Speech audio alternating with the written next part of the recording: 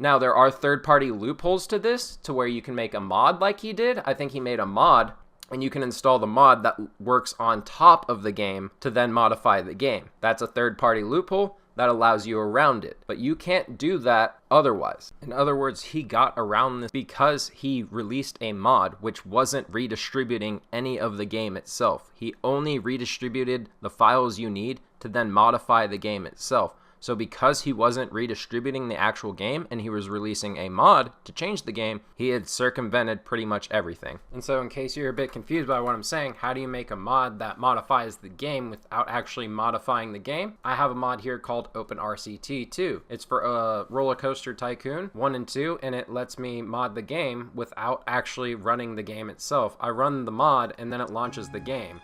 And now I have Roller Coaster Tycoon 2 in full screen and full resolution.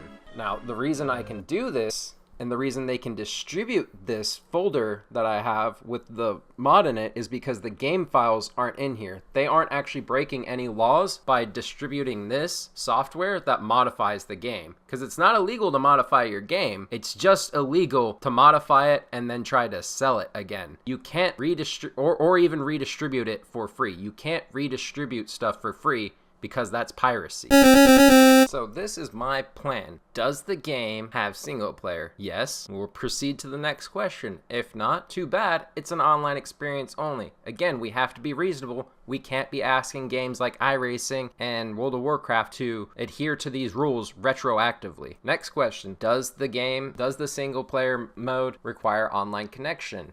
If yes, the online connection must be removed before removing the game from service, before it's no longer sold anymore. This would give game developers and publishers time before the end of their development cycle, before they finish making money on the game, to decide when they need to update the game and patch it so that it can be playable offline. This is an actual reasonable request we can make because they are still working on the game. They haven't given up on it. They're still making money on it. They're still profiting, to then release a patch to make the single player not require online. If it does not require online, great. It should work with no changes and it shouldn't need to be modified. We should also make a push to not allow digital storefronts like Steam and Epic Games Store and other storefronts to remove games that you have once paid for, because I actually did pay for the first Counter-Strike Go before they made it free, and then they made it Counter-Strike 2. So I no longer have direct access, even though there's like some sort of loophole you can do, I think, to get Counter-Strike Go still working. But they should still that's what I'm saying. They should still require or still offer some sort of way to run the old game, at least in a single player mode.